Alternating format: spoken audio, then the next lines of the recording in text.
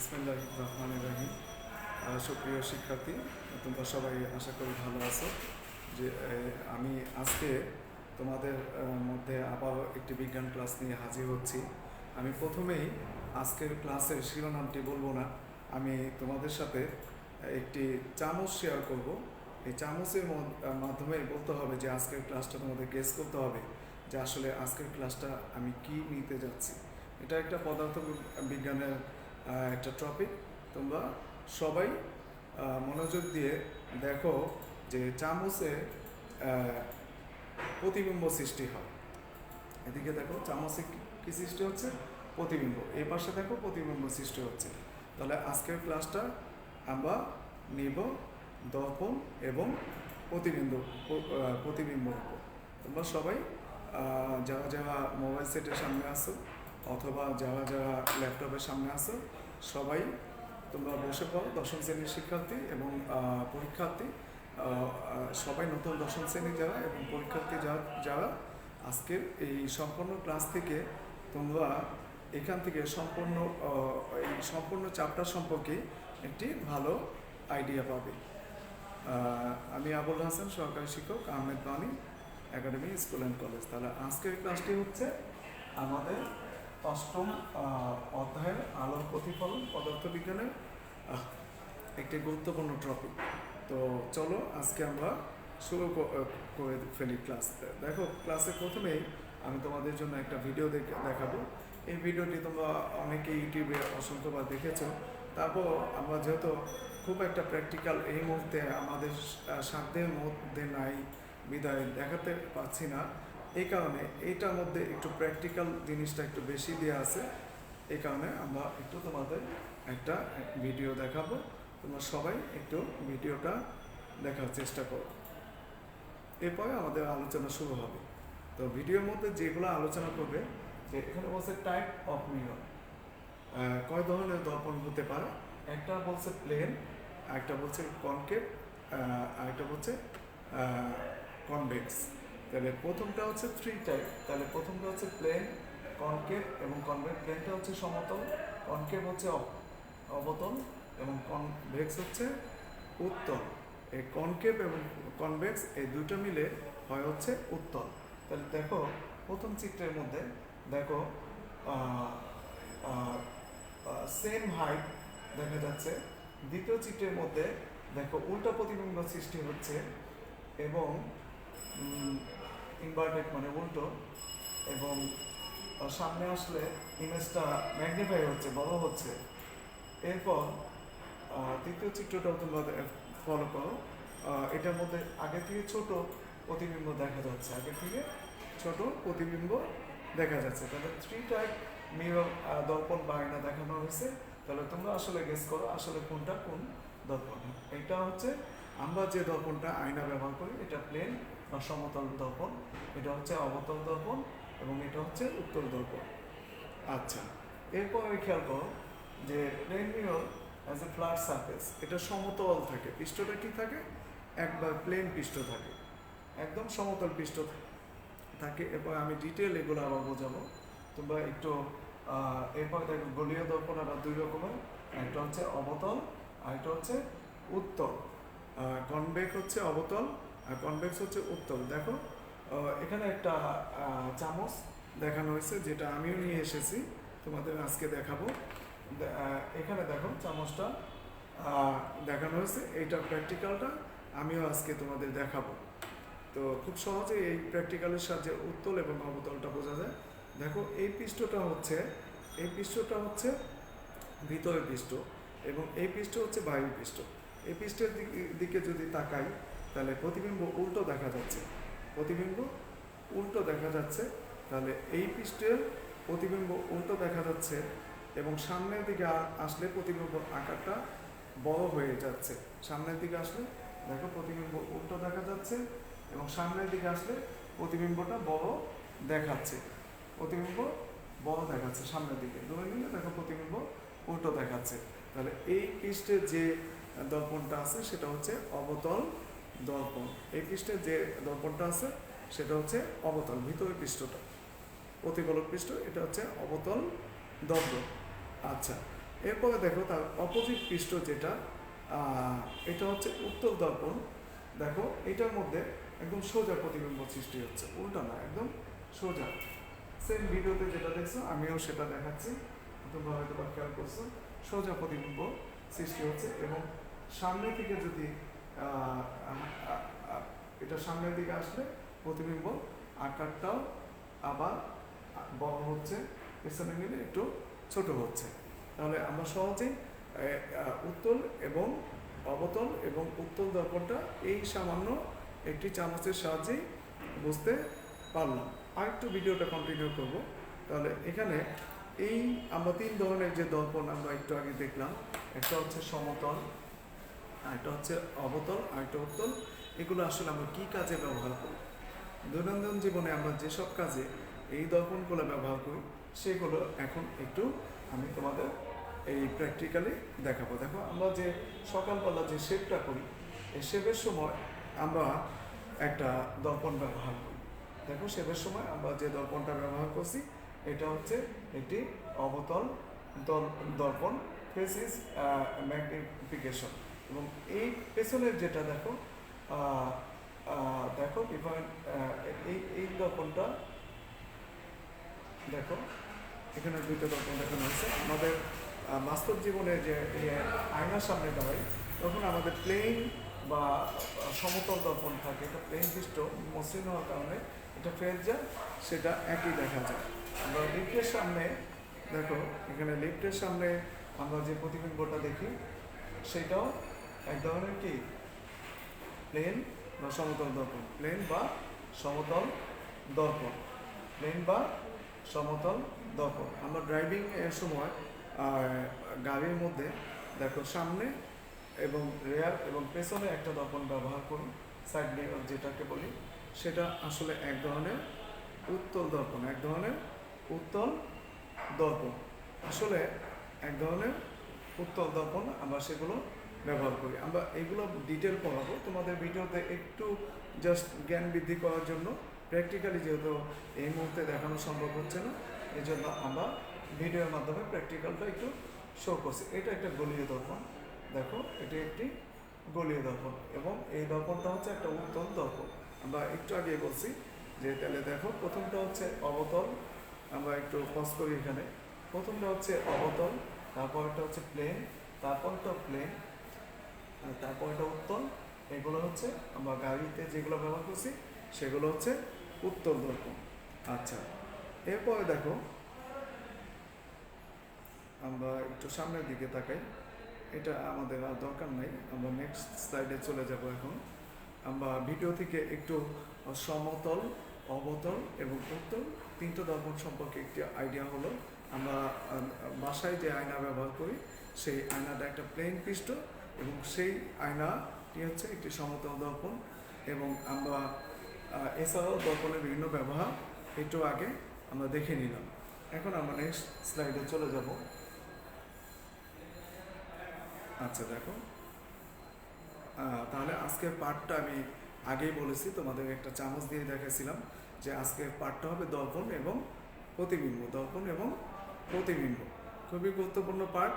এখান থেকে তোমাদের রুল অফ 6, অবতল দর্পণের ক্ষেত্রে রুল অফ 6 একটি ট্রাম আছে যেটা আজকে শেখাবো, যেখান থেকে তোমাদের গ এবং ঘ মার্ক, এখানে কিছু সূত্র আছে, গ মার্কের সূত্রের সাহায্যে অঙ্ক করতে হবে এবং ঘ মার্কের তোমাদের রেখাচিত্র, বস্তু কোথায় রাখলে বিম্ব কোথায় হবে সেটাও একটি রেখাচিত্র অঙ্কন করে তোমাদেরকে কোশ্চেন সলভ করতে হবে। তাহলে এই ক্লাসটি খুবই গুরুত্বপূর্ণ, তোমরা সবাই মনোযোগ দিয়ে দেখো। তাহলে প্রথমে আমরা জেনে নিই দর্পণ বা আয়না কি। দেখো এখানে দুই ধরনের দর্পণ দেখানো হয়েছে, একটা দর্পণটা হচ্ছে সমতল দর্পণ এবং এই দর্পণটা হচ্ছে গোলীয় দর্পণ, একটা গোলকের অংশ বিশেষ, গোল একটা গোলকের অংশ বিশেষ। এরপরে দেখো আমরা এখান থেকে দর্পণের সংজ্ঞাটা দিতে পারি যে একটা মিশ্রণ তলে যদি আলো নিয়মিত প্রতিফলন ঘটে, একরশ্মি আলোক রশ্মি যদি আপাতিত হয় তাহলে সেক্ষেত্রে নিয়মিত প্রতিফলিত আলোক রশ্মিগুলো একটা নিয়মিতভাবে যেভাবে আসে সেভাবে আবার আপাতিত হয়, সেভাবেই প্রতিফলিত হচ্ছে। এটা যেভাবে আপাতিত হচ্ছে সেভাবেই প্রতিফলিত হচ্ছে এবং তলটা কেমন হতে হবে, এরকম মিশ্রণ, আয়নার মতো মিশ্রণ। তাহলে এখান থেকে আমরা সংজ্ঞা দিতে পারি, তো এটা একটা নিয়মিত প্রতিফলন। এবং দর্পণ হতে গেলে অবশ্যই সে পৃষ্ঠটা কি হতে হবে, মিশ্রণ হতে হবে। তাহলে যে মিশ্রণ তলে আলো নিয়মিত প্রতিফলন ঘটে তাকে আমরা বলবো কি, দর্পণ বা আয়না। আবার বলতেছি যে মিশ্রণ, তলটা কেমন, মিশ্রণ। তাহলে আলোর নিয়মিত প্রতিফলন যদি ঘটে, নিয়মিত প্রতিফলন আমি তোমাদের এইখানে দেখিয়েছি, তাহলে সেটাকে আমরা বলবো কি, দর্পণ বা আয়না। যদিও একটু আগে আমি প্র্যাকটিক্যাল দেখানো না পাওয়ার জন্য একটা ভিডিও দিয়ে ক্লাসটা শুরু করেছি, তো তোমরা নেক্সট স্লাইডগুলোর মধ্যে এগুলো সবই বুঝে যাবে। তাহলে আজকে আমরা শিখব হচ্ছে দর্পণ কি, প্রতিবিম্ব ব্যাখ্যা করব এবং আলোক রশ্মির ক্রিয়া অঙ্কন করে দর্পণের সৃষ্ট প্রতিবিম্ব ব্যাখ্যা করব, যেটা খুবই গুরুত্বপূর্ণ। এবং ম্যাক্সিমাম স্টুডেন্ট এই প্রতিবিম্ব রশ্মি চিত্র অঙ্কন, যেটা অবতল দর্পণ বা উত্তল দর্পণের ক্ষেত্রে আসে রুল অফ 6, এটা না জানার কারণে এই চ্যাপ্টারটা থেকে তারা বিমুখী হয়ে যায় এবং আলো থেকে তারা কোশ্চেনের আনসার দেয় না। কিন্তু দুইটা ট্রিক্স শিখলেই এই চ্যাপ্টার থেকে তোমাদের ফুল মার্কস উঠানো যায়। ঘ মার্কের এই বস্তু কোথায় রাখলে বিম্ব কোথায় হবে, যেটা প্রতিবিম্ব, সেটা ঘ মার্কের 4 মার্কের জন্য আসবেই। তোমরা test paper first to last তোমরা ঘেটে দেখবে যে 4 মার্কের কোশ্চেনটা এখান থেকে আসবে। আর 3 মার্কের জন্য একটা অঙ্ক আসে, সেটা এই যে এখানে যে সূত্র দিছি, বিশেষ করে এই যে 1/v + 1/u সমান হচ্ছে 1/a 1/, আমি এগুলো পরে ব্যাখ্যা দিব। এইটা এবং বিবর্ধন, এই দুইটা সূত্রের সাহায্যে গ মার্কের কোশ্চেনটা, যেটা 3 মার্কের আসে। এবং ক এবং খ এগুলো খুব সহজ কোশ্চেন আসে, তোমরা সবাই এগুলো আনসার দিতে পারো।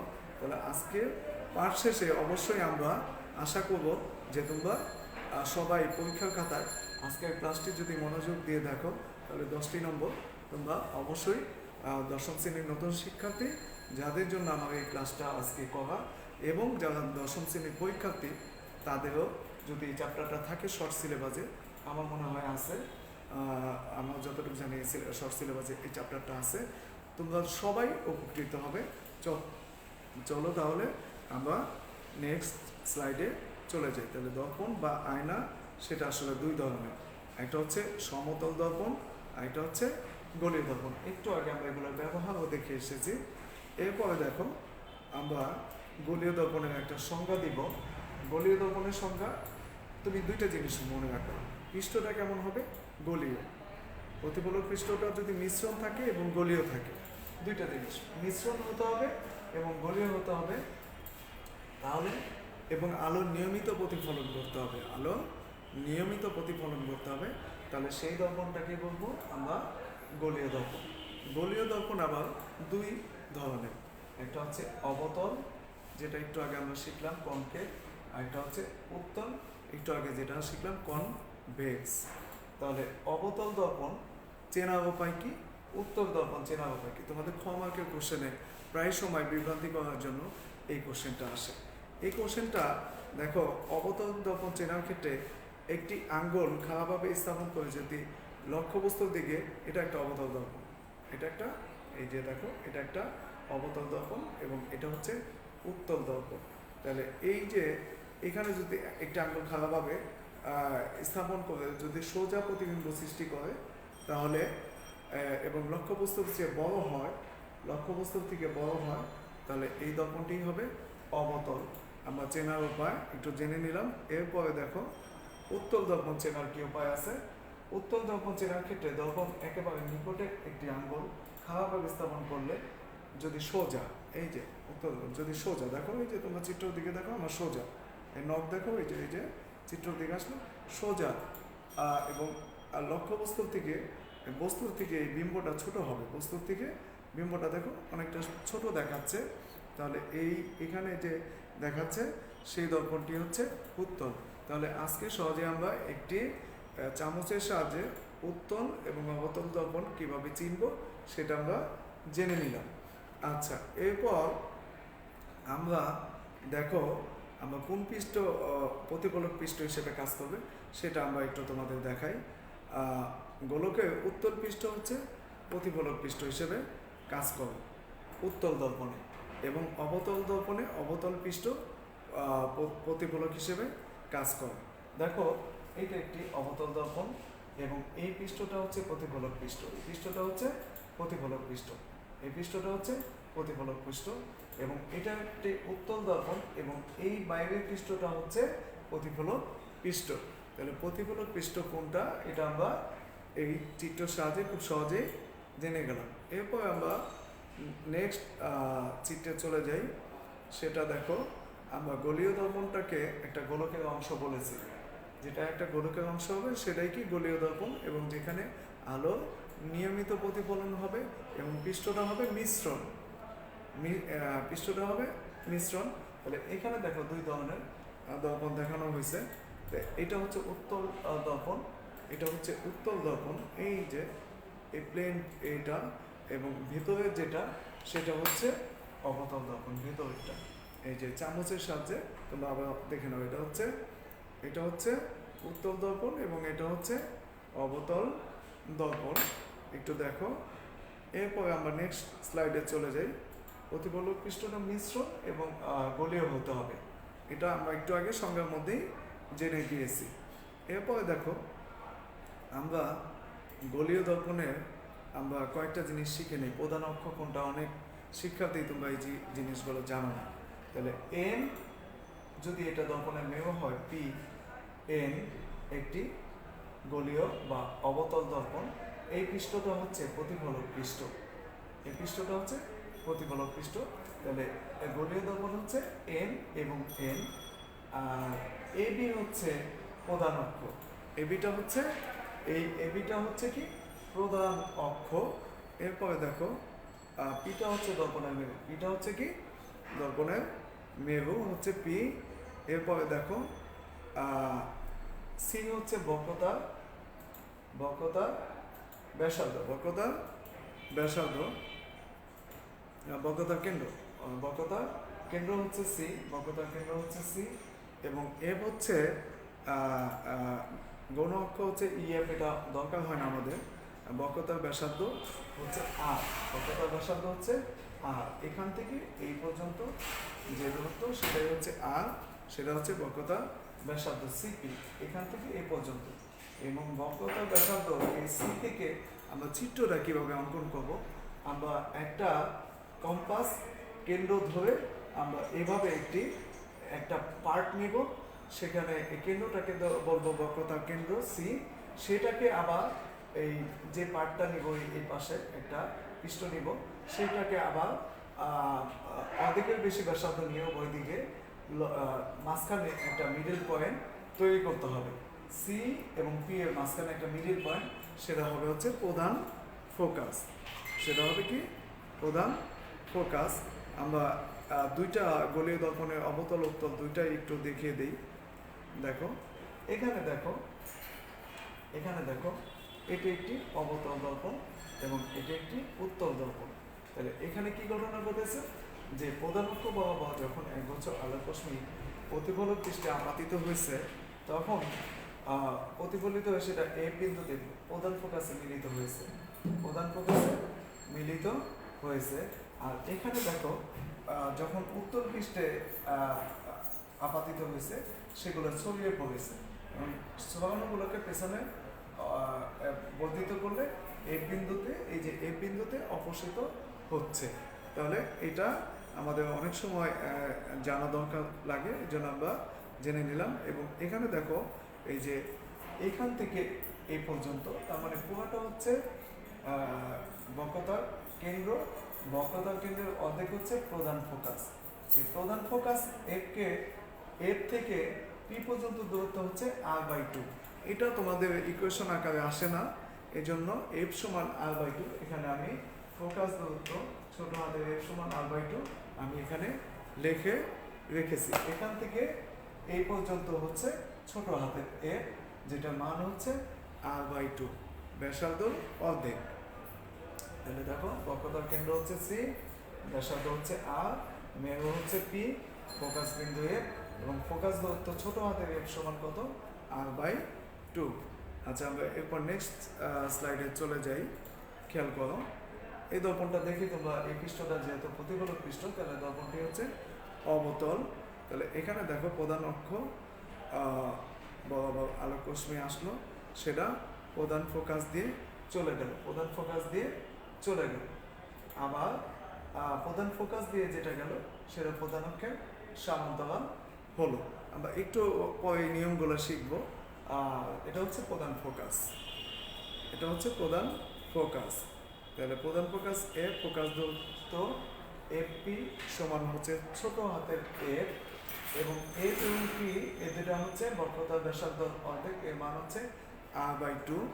দেখো r/2 দিয়ে দিই, সি এফ সমান এফপি সমান হচ্ছে r/2, পুরোটা হচ্ছে আর, এটার অর্ধেক হচ্ছে r/2। তাহলে আমরা এফ সমান লিখতে পারি r/2। এফ সমান লিখতে পারি কি, আমরা লিখতে পারি এফ সমান কত, ফোকাস দূরত্ব এফ সমান কত, r/2।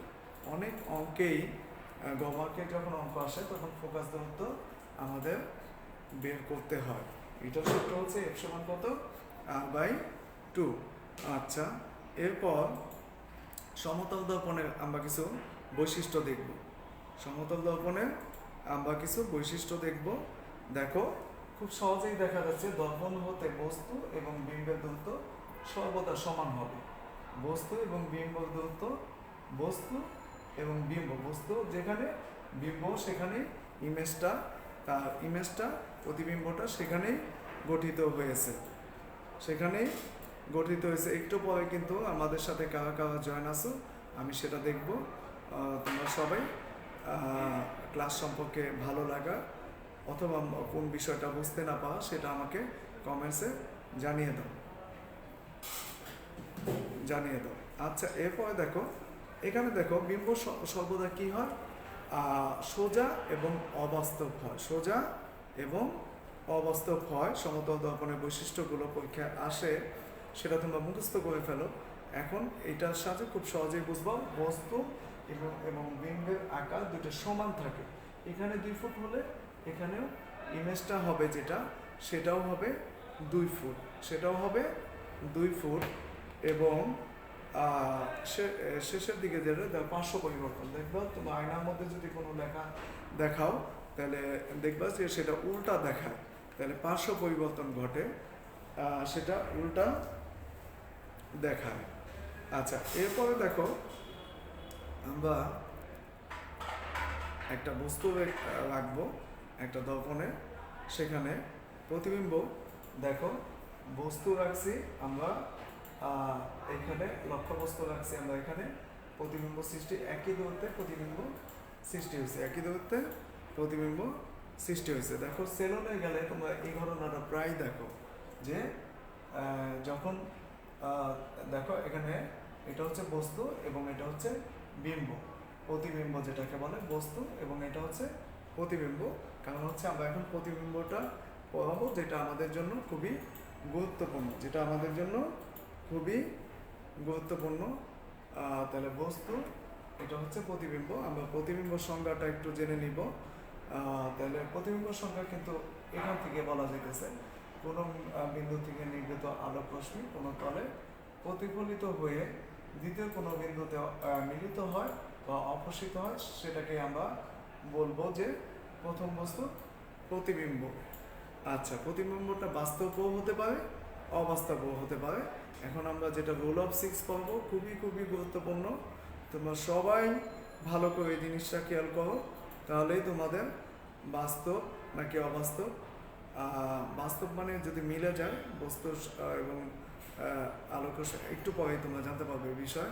তাহলে আমরা এখন গোলীয় দর্পণের প্রধান অক্ষের উপর লক্ষ্য বস্তু রাখলে বিম্ব কোথায় হবে সেটা নিয়ে গুরুত্বপূর্ণ একটা টপিক হচ্ছে রুল অফ 6, যেটা অনেক শিক্ষার্থী বোঝে না। এখান থেকে কিন্তু তোমাদের 4 মার্কের কোশ্চেন কমন পড়বেই, এটা 100% গ্যারান্টি। তোমরা সবাই মনোযোগ দিয়ে এটা দেখো। আচ্ছা, তাহলে দেখো এখানে আমি 6টা পয়েন্ট দিচ্ছি। এটা হচ্ছে অসীমে, এটার একটা অবতল এম পি এম প্রাইম, একটি অবতল দর্পণ। এটা হচ্ছে প্রধান অক্ষ, সি হচ্ছে এই অবতল দর্পণের বক্রতার কেন্দ্র, এফ হচ্ছে প্রধান ফোকাস, এফ হচ্ছে প্রধান ফোকাস। তাহলে প্রথমে আমি একটা বস্তু অসীমে রেখেছি, দ্বিতীয়টা রেখেছি দুইভাবেই তুমি বলতে পারবে, বক্রতার কেন্দ্রের বাইরে অথবা অসীম এবং বক্রতার কেন্দ্রের মাঝে। 3 নম্বরটা আমি রেখেছি বক্রতার কেন্দ্রে। 4 নম্বরটা আমি রেখেছি সি এবং এফ এর মাঝখানে। সি হচ্ছে বক্রতার কেন্দ্র, এফ হচ্ছে প্রধান ফোকাসের মাঝে। 5 নম্বরটা আমি রেখেছি প্রধান ফোকাসে। 6 নম্বরটা আমি রেখেছি মেরু এবং প্রধান ফোকাসের মাঝখানে। তাহলে এখানে আসলে একটা ট্রিক্স আছে, তোমরা এটা এখনই শিখে নাও। তাহলে বস্তু এবং বিম্ব, যেহেতু রুল অফ 6, তাহলে দুইটা মিলে হতে হবে 6, দুইটা মিলে হতে হবে কত? 6। তাহলে বস্তু যদি 1 হয়, বিম্ব হবে 1-এর সাথে কত যোগ করলে 6 হয়? 5 যোগ করলে। তাহলে বস্তু যদি আমি 1-এ রাখি, বিম্বটা হবে 5-এ, তার মানে প্রধান ফোকাসে। বস্তু যদি আমি 2-এ রাখি, তাহলে বিম্ব হবে 2-এর সাথে 4 যোগ করলে কত হয়? 6। তাহলে বিম্বটা হবে হচ্ছে 4-এ, সি এবং এফ এর মাঝখানে। বস্তু যদি আমি 3-এ রাখি, 3-এর সাথে কত যোগ করলে 6 হয়? 3 যোগ করলে। তাহলে বস্তু বক্রতার কেন্দ্রে হলে বিম্বটা বক্রতার কেন্দ্রেই হবে। 4 নম্বরে যদি বস্তু আমি রাখি, তাহলে বিম্ব হবে 4-এর সাথে কত যোগ করলে 6 হয়? 2 হলে। তাহলে বস্তু হবে বক্রতার কেন্দ্রের বাইরে, দ্যাট মিনস 2 নম্বর পজিশনে। বস্তু যদি আমি প্রধান ফোকাসে রাখি, প্রধান ফোকাস মানে 5, তাহলে বিম্ব হবে 5-এর সাথে 1 যোগ করলে 6 হয়। বিম্ব হবে হচ্ছে এই 1 নম্বর, দ্যাট মিনস অসীমে। এবং বস্তু যদি আমি প্রধান ফোকাস এবং মেরু এই দুটো মাঝখানে, দ্যাট মিনস 6 নম্বরে রাখি, তাহলে বিম্বটা হবে এই যে অবতল দর্পণ তার পেছনে, এর পেছনে। তাহলে এই 6টা পয়েন্ট আমি মুখে বলেছি, হয়তো বা তোমরা অনেকেই ক্যাচ করতে পারোনি। তাহলে আমি স্লাইডের মধ্যে এটি লিখে রেখেছি, তোমরা একবার দেখে নাও। তাহলে বস্তু এবং বিম্ব দুইটা মিলে কত হতে হবে? 6। বস্তু 1-এ রাখলে বিম্ব হবে প্রধান ফোকাসে এফ এ। বস্তু 2-এ রাখলে বিম্ব হবে সি এবং এফ এর মাঝখানে, দ্যাট মিনস 4 নম্বর। বস্তু 3-এ রাখলে 3-এর সাথে 3 যোগ করলে 6 হয়। বিম্ব বক্রতার কেন্দ্রে রাখলে বক্রতার কেন্দ্রে হবে। 4-এ রাখলে হবে 2-এ, 4 যোগ 2 মিলে হয় 6, তাহলে বিম্ব হবে বক্রতার কেন্দ্রের বাইরে। বস্তু 5-এ রাখলে বিম্ব হবে হচ্ছে অসীমে, এবং 6-এ রাখলে একটু আগে বললাম দর্পণের পেছনে।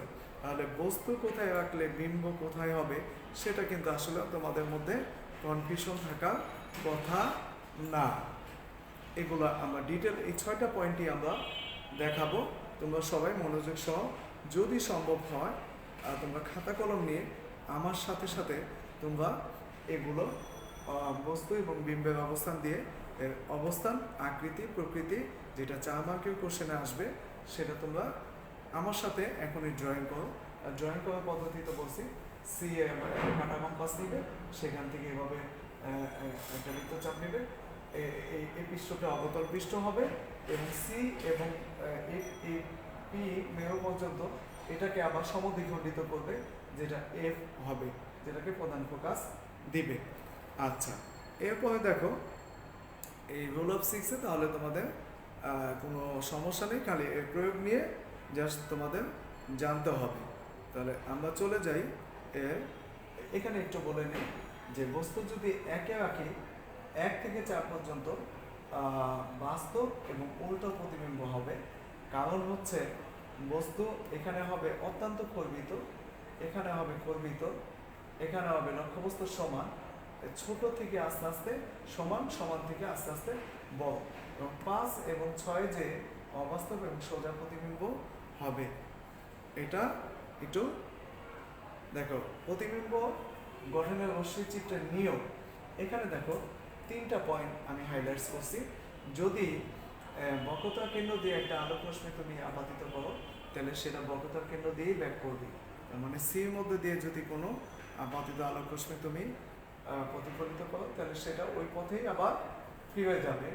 যদি তুমি প্রধান অক্ষের সমান্তরাল একটা এই যে এ থেকে এম আপাতিত করো, তাহলে সেটা চলে যাবে প্রধান ফোকাস দিয়ে, প্রধান ফোকাস দিয়ে চলে যাবে। তাহলে প্রধান অক্ষের সমান্তরাল হলে প্রধান ফোকাস দিয়ে চলে যায়। 3 নম্বর দেখো, এখানে রশ্মি চিত্র অঙ্কনের জন্য এই নিয়মটা তোমার জানতে হবে। দেখো এইটা হচ্ছে প্রধান অক্ষের সমান্তরাল দিছো, প্রধান ফোকাস দিয়ে চলে গেছে। আর এটা হচ্ছে উল্টো, প্রধান ফোকাস দিয়ে দিবে সেটা প্রধান অক্ষের সমান্তরাল হবে, প্রধান ফোকাস দিয়ে দিলে সেটা প্রধান অক্ষের সমান্তরাল হবে। তাহলে আমি দেখি আমাদের সাথে কারা কারা যুক্ত আছো, এবং এই যে 3টা নিয়ম রশ্মি চিত্র আকার, সে 3টা নিয়ম তোমরা বুঝছো কিনা সেটা একটু আমাকে জানাও। আচ্ছা, এটা হচ্ছে পদার্থবিজ্ঞান, একজনে এটা কোন ক্লাস বুঝতে পারেনি। আমি প্রথমেই প্রথমেই পাঠ শিরোনাম বলিনি, তারপরে পাঠ শিরোনাম বলে দিছি। আলোক প্রতিফলন পদার্থবিজ্ঞানের 8ম অধ্যায়ের একটি গুরুত্বপূর্ণ বিষয়, গুরুত্বপূর্ণ একটা চ্যাপ্টার, সেই ক্লাসটা আমি আজকে নিচ্ছি। তাহলে 3টা নিয়ম আবার আমি একটু রিপিট করে নিই। সেটা কি, প্রধান বক্রতার কেন্দ্র দিয়ে গেলে বক্রতার কেন্দ্র দিয়ে যাবে, প্রধান অক্ষের সমান্তরাল হলে প্রধান ফোকাস দিয়ে যাবে, প্রধান ফোকাস দিয়ে গেলে প্রধান অক্ষের সমান্তরালে চলে যাবে। এরপর নেক্সট ক্লাস আমরা 6টা অবস্থান দেখাবো। প্রথম অবস্থান হচ্ছে লক্ষ্যবস্তু যদি অসীমে থাকে, তাহলে অসীম দূরত্ব থেকে আগত দুইটা আলোক রশ্মি যখন অবতল পৃষ্ঠে আপাতিত প্রতিফলক পৃষ্ঠে আপাতিত হবে, তাহলে সেটা যে মিলিত হবে কোন জায়গায়, প্রধান ফোকাসে যে মিলিত হবে। খেয়াল করো, সেটা প্রধান ফোকাসে যেয়ে মিলিত হবে। এখানে একটু ট্রিক্স, তোমরা এই প্রধান ফোকাসের এখানে একটু একটু হালকা তীর চিহ্ন, কল্পিত একটা তীর চিহ্ন দিয়ে রাখবে, কল্পিত একটি তীর চিহ্ন দিয়ে রাখবে। এই কল্পিত তীর চিহ্নটা আগে থেকে একটু দিয়ে রাখবে।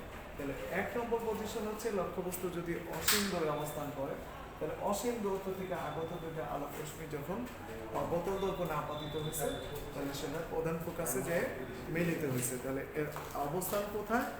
অবস্থান হচ্ছে তাহলে এফ মানে কি, 1 আমরা শুরু করছি 1, অবস্থান হবে হচ্ছে 5, তার মানে ফোকাস স্থলে। আর যেহেতু এটা মিলে গেছে, তাহলে এটা হবে বাস্তব এবং বস্তু উল্টা দিকে, বাস্তব এবং উল্টো এবং অত্যন্ত কল্পিত। তাহলে পয়েন্ট নম্বর হচ্ছে রুল অফ 6-এর 1 নম্বর পয়েন্ট। 2 নম্বর পয়েন্ট আমরা চলে যাই, লক্ষ্যবস্তু যদি বক্রতার কেন্দ্রের বাইরে, তার মানে 2 নম্বর হইলে যাবে কোথায়, 4 নম্বর। তাহলে সেটা কোথায় যাবে? তাহলে দেখো 2 নম্বর থেকে আগত আলোক রশ্মি আমি অবতল দর্পণে প্রতিফলিত করলাম, সেটা প্রধান ফোকাস দিয়ে চলে যায়। প্রধান অক্ষের সমান্তরাল হলে সেটা প্রধান ফোকাস দিয়ে চলে যায় এবং খেয়াল করো বক্রতার কেন্দ্র দিয়ে গেলে সেটা বক্রতার কেন্দ্র দিয়ে ব্যাক করে। খেয়াল করো বক্রতার কেন্দ্র দিয়ে গেলে সেটা কি বক্রতার কেন্দ্র দিয়ে ব্যাক করে। তাহলে এখানে দেখো সি এবং এফ, তার মানে 4 নম্বর পজিশন, 2 রাখলে 4 নম্বর পজিশন হচ্ছে। তাহলে এটা অবস্থান আকৃতির প্রকৃতি একটু বলো, সি এবং এফ হচ্ছে বিম্ব হয়েছে এবং এটা বাস্তব হয়েছে, যেহেতু মিলে গেছে এই জন্য বাস্তব, এবং বস্তুর দিকে বিম্বতা উল্টা দিকে এই জন্য উল্টা, এবং এটাও হয়েছে কল্পিত। এটার পয়েন্ট নম্বর হচ্ছে রুল অফ 6-এর 2। এরপর আমরা 3 নম্বরে চলে যাই, বক্রতার কেন্দ্রে যদি হয়, তার মানে 3 নম্বর পজিশন। দেখো লক্ষ্যবস্তু যদি বক্রতার কেন্দ্র হয়, এটা সিটা এখানে হবে, এটা হয়তো আমার সিটা এখানে হবে, প্রধান অক্ষের সমান্তরাল সেটা প্রধান ফোকাস দিয়ে চলে গেছে, এবং আরেকটা দেখো সেটাও প্রধান ফোকাস দিছি, সেটা প্রধান অক্ষের সমান্তরালে চলে যাবে। দ্যাট মিনস এখানে যদি সি থাকে, তাহলে এখানে 3 নম্বর পজিশন যদি এটা হয়, বস্তু 3 হলে বিম্ব হবে 3-এ, তার মানে লক্ষ্যবস্তু সমান, তাহলে বস্তু 3 নম্বর হইলে বিম্ব 3 নম্বর, বক্রতা অবস্থান আমরা তো দেওয়া রাখছি বক্রতা কেন্দ্রে লক্ষ্যবস্তু। প্রকৃতি হয়েছে কি, যেহেতু মিলে গেছে তাহলে কি বাস্তব, মিলে গেছে যেহেতু তাহলে বাস্তব, এবং বস্তুর যেদিকে বিম্বতা উল্টার দিকে উল্টো, এবং লক্ষ্যবস্তু বিম্ব যতটুকু বস্তুর যতটুকু বিম্ব অতটুকু, অর্থাৎ লক্ষ্যবস্তুর সমান। এরপরে দেখো আমরা 4 নম্বর পজিশন, 4 হলে হবে হচ্ছে 2-এ, 4 হলে হবে 2 দেখো প্রধান অক্ষের আমাদের সি এবং এর এই মাঝখান থেকে একটা আমরা বস্তু রাখলাম, সেটা অবতল দর্পণে প্রতিফলিত হয়ে সেটা প্রধান ফোকাস দিয়ে চলে গেল, প্রতিফলক পৃষ্ঠে প্রতিফলিত হয়ে প্রধান ফোকাস দিয়ে চলে গেল। এবং আমরা আরেকটা প্রধান ফোকাস দিয়ে একটা আলোক রশ্মি আপাতিত করলাম, সেটা দেখো প্রধান অক্ষের সমান্তরাল এসে এইখানে এসে মিলিত হইল, এইখানটা এসে মিলিত হলো। তাহলে বস্তু আমি রাখছি কোন জায়গায়, সি এবং এর 4 নম্বর পজিশনে, আর বিম্ব হচ্ছে সি এর বাইরে অর্থাৎ 2 নম্বর পজিশন। তাহলে সি এর বাইরে অর্থাৎ কি 2 নম্বর পজিশন। তাহলে দেখো বক্রতার কেন্দ্রের বাইরে অবস্থান বাস্তব এবং মূলত, এবং এখানে দেখো বস্তু যতটুকু বিম্ব আকার তার থেকে বড় হয়েছে, তার মানে বিবর্তিত হয়েছে। প্রকৃত মানে ছোট, বিবর্তিত মানে বড়। এরপরে দেখো 5 নম্বর পজিশন, এগুলো তোমাদের প্র্যাকটিস করতে হবে বাসায়, 1 থেকে 2 বার প্র্যাকটিস করলে ইনশাল্লাহ তোমরা খুব সহজেই এটা পারবে। আমরা প্রধান ফোকাসে যদি একটা আলোক রশ্মি আপাতিত করি তাহলে সেটা প্রধান ফোকাস দিয়ে চলে যাবে। এবং দেখো বক্রতার কেন্দ্র বরাবর যদি আমরা একটা আলোক রশ্মি আপাতিত করি, সেটা আমরা জানি বক্রতার কেন্দ্রেই আবার ব্যাক করে। তাহলে এগুলো আমরা তীর চিহ্ন দিয়ে দিই, যে বক্রতার কেন্দ্র দিয়ে গেছে সেটা বক্রতার কেন্দ্রে ফেরত আসছে। তাহলে একটা দেখো 5 নম্বর হলে, 5 নম্বর পজিশনে হলে যাবে কোন জায়গায়, 1 নম্বর পজিশনে। 5 যোগ 1 সমান হচ্ছে 6। তাহলে 1 হচ্ছে অসীম, এই জন্যই দেখো কোন জায়গায় মিলবে আমরা সেটা কিন্তু জানি না। তাহলে অবস্থান হচ্ছে অসীমে, প্রকৃতি হচ্ছে বাস্তব বলতো, যেহেতু মিলে নাই অবাস্তব এবং সোজাও বলতে পারি, এবং এটা অত্যন্ত বিবর্তিত হবে, খালি যেতেই থাকবে, যে কোনো এক জায়গায় যে মিলতে পারে নাও মিলতে পারে। এরপর দেখো 6 নম্বর পজিশন, যেটা হচ্ছে দর্পণ এবং প্রধান ফোকাসের মাঝখানে এফ এবং পি এই দুইটার মাঝে। তাহলে সেটা থেকে একটা আলোক রশ্মি আপাতিত করলে সেটা প্রধান ফোকাস দিয়ে চলে যাবে, এবং বক্রতার কেন্দ্র দিয়ে যখন আমি আরেকটা আপাতিত করব সেটা বক্রতার কেন্দ্র দিয়ে ব্যাক করবে। তাহলে বিম্বটা কোথায় গেল, এটাকে যদি পেছনে বর্ধিত করি তাহলে বিম্বটা হয় হচ্ছে দর্পণের পেছনে, দর্পণের পেছনে। তাহলে অবস্থান হচ্ছে দর্পণের পেছনে, এটা যেহেতু মিলে নেয় এই জন্য অবাস্তব এবং সোজা অত্যন্ত বিবর্তিত। রুল অফ 6 কিন্তু আমরা সবাই জেনে গেলাম। এখন মোটামুটি তোমার এই অধ্যায় থেকে আমি বাড়ির কাজ দেওয়ার আগে আমি কয়েকটি সূত্র বলে আজকের ক্লাসটি শেষ করবো। 7 মিনিট ফোকাস দূরত্ব এর সমান হচ্ছে r/2, দর্পণের সমীকরণ হচ্ছে 1/v + 1/u সমান হচ্ছে 1/f, যেটা 1/f সমান r/2 সমান এটা পরিবর্তে 2/r লিখতে পারি। v হচ্ছে বিম্ব, e হচ্ছে বস্তু।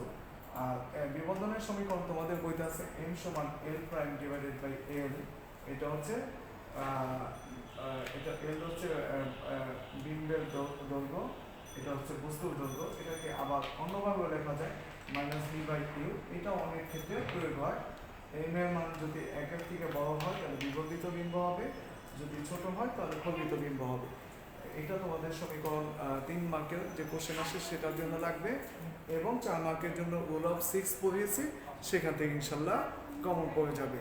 এবং তোমাদের টেস্ট পেপারে সব এই টাইপ কোশ্চেনই আছে। আমি একটা কাজ দেব, অবতল আয়নায় একটা বস্তু ফোকাস দূরত্বের দিগন্ততে রেখে প্রতিবিম্ব রশ্মিচিত্র অঙ্কন করে বৈশিষ্ট্য আলোচনা। তাহলে সবাই তোমরা অবশ্যই মনোযোগ দিয়ে ক্লাসটি দেখেছো আশা করব, এবং এই ক্লাসটা যদি তোমরা নিয়মিতভাবে একটু প্র্যাকটিস করো তাহলে আর এই অধ্যায় থেকে তোমার এর বাইরে থেকে আর কোনো কিছু ইনশাল্লাহ বলতে হবে না। এখান থেকে ইনশাল্লাহ সব কমন করবে। এই অনলাইন ক্লাসে প্রথমে যার উদ্যোগে এই তোমাদের জন্য এই ভালো ক্লাসগুলো উপহার দিচ্ছি আমাদের শ্রদ্ধেয় অধ্যক্ষ স্যার, ওনাকে অসংখ্য ধন্যবাদ যে আমাদেরকে অনলাইন ক্লাসে তোমাদেরকে নেওয়ার জন্য হাজির হয়েছি আমরা। এবং আমাদের যে ইনচার্জ আছে, যে আমাদের ডিভাইস শাখার 2 জন ইনচার্জ, তাদেরও অসংখ্য ধন্যবাদ। এবং সাইফুল স্যারকে আরও বেশি ধন্যবাদ, উনি আমাদের সবসময় ইন্সপিরেশন দিয়ে আমাদের এই অনলাইন ক্লাস কীভাবে সুন্দর হবে সেই বিষয়ে সবসময় মোটিভেশন দেন। এই জন্য তোমরা সবাই ভালো থাকবে, আল্লাহ হাফেজ। সবাই পড়াশোনায় মনোযোগী হও এবং দশম শ্রেণীর নতুন এবং পরীক্ষার্থী সবাই এই ক্লাসটি মনোযোগ দিয়ে দেখবে। সবাইকে বিদায়। আল্লাহ হাফেজ।